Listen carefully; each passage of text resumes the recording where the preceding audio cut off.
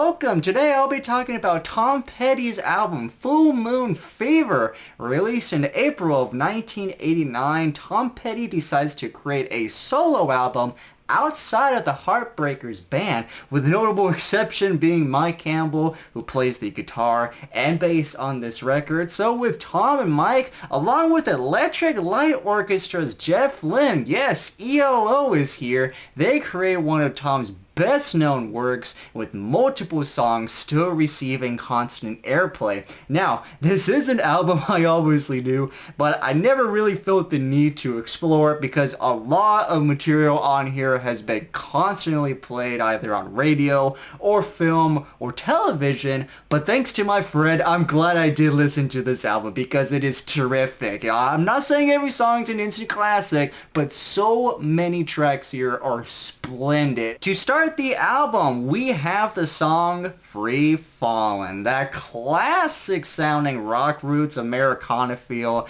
accompanied by acoustic guitars and backing vocals. You just become like transported into this small town setting as you're introduced to a pure girl, while her boyfriend, i.e. Tom, isn't there for her and like breaks her heart. Perhaps there is a sense of regret as he wants to write her name in the sky, but from my perspective, he's kind of like this easy rider guy who's just like always on the move. But man, Tom just executes the folky recollection quite well in his voice and demeanor, and just like the little things that go on in this track, like the backing vocals singing the chorus, they just add another layer to the story and his situation, really. Now, not to mention the way he carries the title track, which is quite beautiful. Next up, we have the song I Won't Back Down. Simple yet effective, standing your ground, moving forward, being strong, facing adversity head on. These are just some of the characteristics this song is about. Now, it is kind of interesting. I was reading about Tom. He seemed rather hesitant in wanting to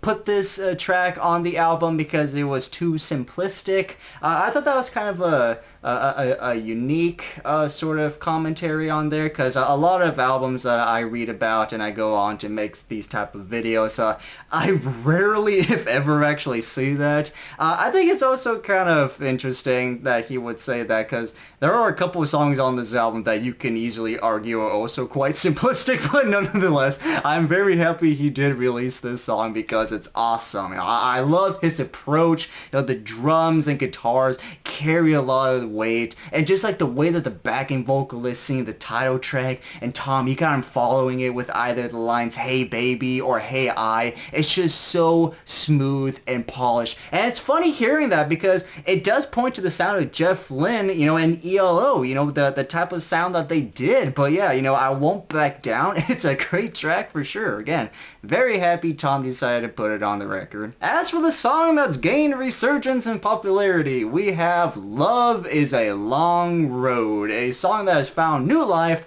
thanks to the GTA 6 trailer. Never thought I would say that, but it's pretty incredible seeing how popular it's become again, right? Over 3 decades after its release, it found itself on like a Billboard chart for rock at number 7 for 2023. For me, the argument's there, for oftentimes it's not a matter of young people not liking older music, it's simply garnering a way for younger people to discover it, right? Which is what happened here. And the song definitely deserves the praise it's getting. Again, I love the drums, the electric guitars, tambourines, the keyboards, just fantastic. Paint the picture so well. And Tom's voice, he's got an edge to it, talking about, finding love with someone rather quickly, right? Because they were desperate, but it never factored into the idea of a long-term commitment and how time serves as a way to know your partner better and if you're in it or not. This is one of my favorite tracks on this album. Again, I'm very happy it's been rediscovered and I'm happy I listened to it. As for the song A Face in the Crowd, I think this might be my favorite song on the album. It's hauntingly romantic, got the acoustic guitars playing, and Tommy's singing about falling in love with someone who's just a face in the crowd. Much of the song does repeat itself or repeats most of the lines but just changes a few things, but I don't care because it's lovely. And I don't know what you call it.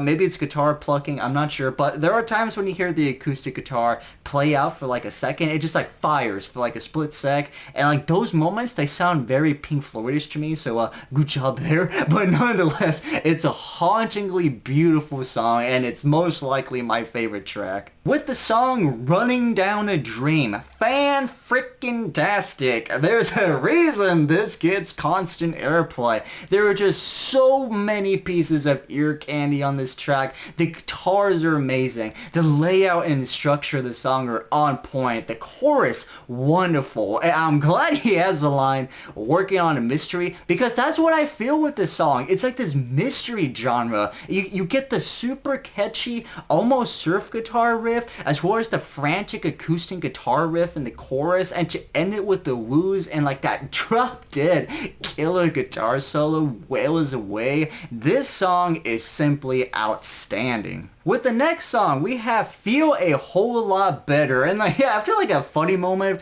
that ends the previous track, you got like this intermission period to where there's barn animal noises and Tom saying like, oh, for those that only have the album on record or cassette, we're going to give them a bit because they gotta stand up and flip it, you know, onto the other side. I thought that was kind of clever. I liked it, but perhaps if you listen to it like 40 times, the cleverness wears off. I don't know, but for me, I liked it. But anyways, for this track, we have a Byrds cover song, and the main character, he finds joy when his partner is gone. Yes, gone. He's not in a good relationship with her, and after she did something terrible yet again, that made him decide that it was time to officially leave. The production quality is terrific. It captures the feel of like the sounds and just like the laid back nature, that happy sounding 1960s style that you would hear at the time. And this is also a turning point in the album, at least in my opinion, where the rest of the record kind of deviates from the sound that we heard on side A, but this song is quite catchy and fun to listen to. With the song You're So Bad, what a depressing song. And it's one of those songs where you can play and walk around the house going, yeah, this is nice, because the sound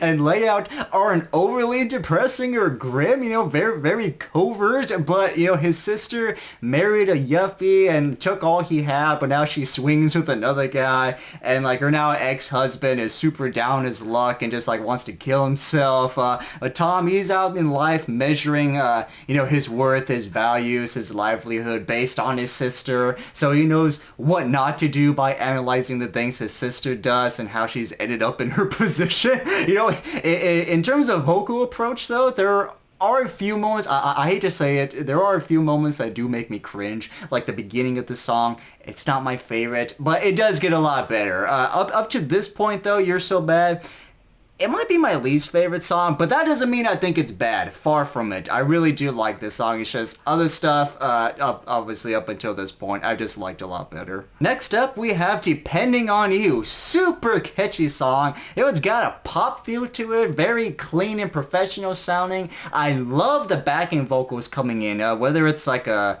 synth piano or guitar, I'm not sure, but it's an excellent inclusion to the song. And he's with this partner he looks up to, but hates seeing how she gives up on herself so easily and like views herself so negatively. So he finds it in his best interest for her to change those ways, which also helps him in his life. And you know, it's a little under 3 minutes and is at this point the shortest song, but it makes its mark. With the song, The Apartment Song, speaking of a pop feel, right? What a great track. It's to the point, doesn't wear out its welcome, it knows what it wants to be, and it has the qualities of the radio-friendly pop songs that dominated the 60s and 70s. And I just love the marching beat during the instrumental jam, and you know, even though at the end of the song it's just like a fade off, that rapid firing of the piano is neat. And you know, I think it's cool that you get or at least what I interpret it as, a reference to the song Love is a Long Road, when he recollects needing her love so bad, but now that he has it, he drifts away thinking about a previous time.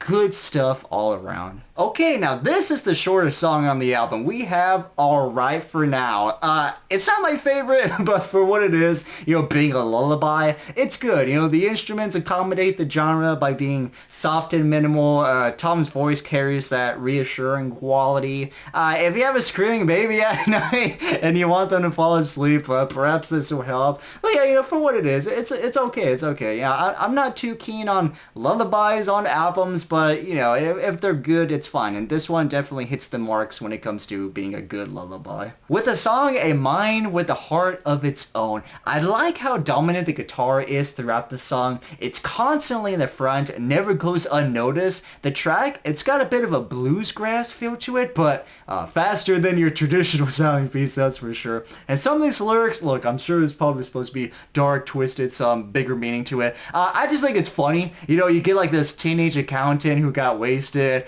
or another one sleeping in a person's treehouse, and they feel the need to specify their middle name, just like backwoods shenanigans or something. I don't know, but at the end of the song, you kind of get like a false ending, but then it picks up again, and there's like this instrumental jam. So while there are stuff I do like on this track, like the guitars being in front, the bluesgrass feel, some of the funny lyrics, I just think this track's okay. It's likely my least favorite on the album. To end the album, we have the song Zombie Zoo. I really enjoyed this song, and it piqued my interest in knowing what it was about, right? So, you know, I looked it up, and it was like, according to the website Song Meanings, that there's a person that made a comment on there, but for Zombie Zoo is one of the first, like, underground death rock clubs in Los Angeles back in 88 and 89, and it's mainly attended by folks who dressed up as punk or goth, which at that time was called death rock, but unfortunately it's no longer around, which is a shame, because it sounds like it had a lot of cool history, especially with the subculture that attended there, you know. Very, very cool stuff, I'm sure. But it seems like Tom didn't like the song from what I was reading, and say that it should have been thrown out. But you know, while Tom didn't like it, I certainly do. It's a song that makes you want to dance, which is helped by the synth-sounding instruments. You know, the lyrics are fun, and Tom just sings them humorously, but I can understand why he didn't like it. Alright, there you go. Tom Petty's album, Full Moon Fever. Let me know what you think about this album. You love it? You hate it? Let me know. I'll be very curious. But otherwise, thank you so much for watching, and take care.